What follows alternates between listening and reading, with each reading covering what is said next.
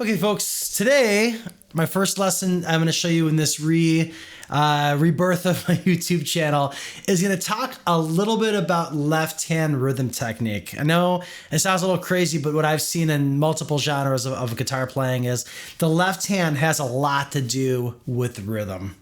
You know, as we see a lot of times with country guitar players, you know, doing chicken picking. You know, they'll raise their left hand up to create that squawking kind of sound. Of course, that was a bad representation of that, but that squawking kind of sound is a very rhythmic part of guitar playing, and the left hand is a very important part of the equation.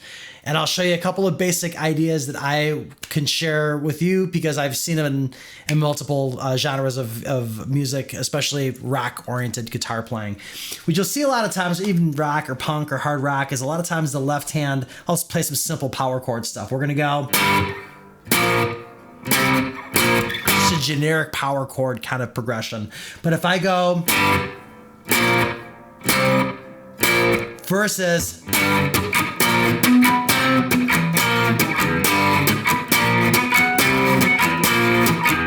it's so simple, but I'm literally just raising my left hand up a little bit from the strings to create that percussive sound.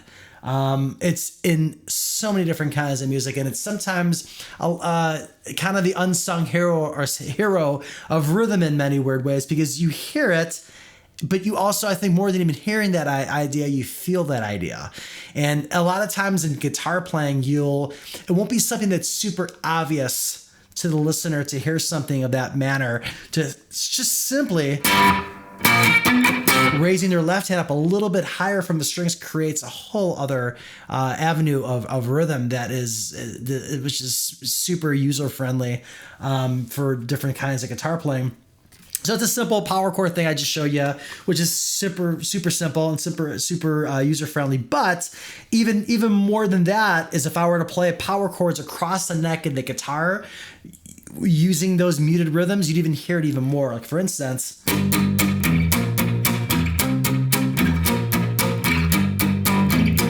if you listen closely or look closely, I'm just raising my first finger up from the open string, incorporating another rhythmic aspect to the playing.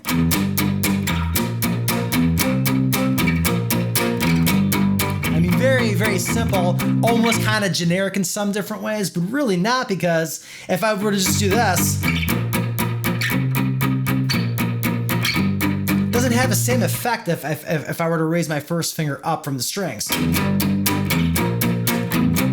It's almost like a push and pull. So even when you're playing and you're raising your fingers up slightly from the strings, you're creating a rhythmic push and pull, which is in almost every style of guitar playing, even maybe not as much in jazz, but for rockers and for, you know, if you're doing something even more R&B oriented or more funk oriented, if you're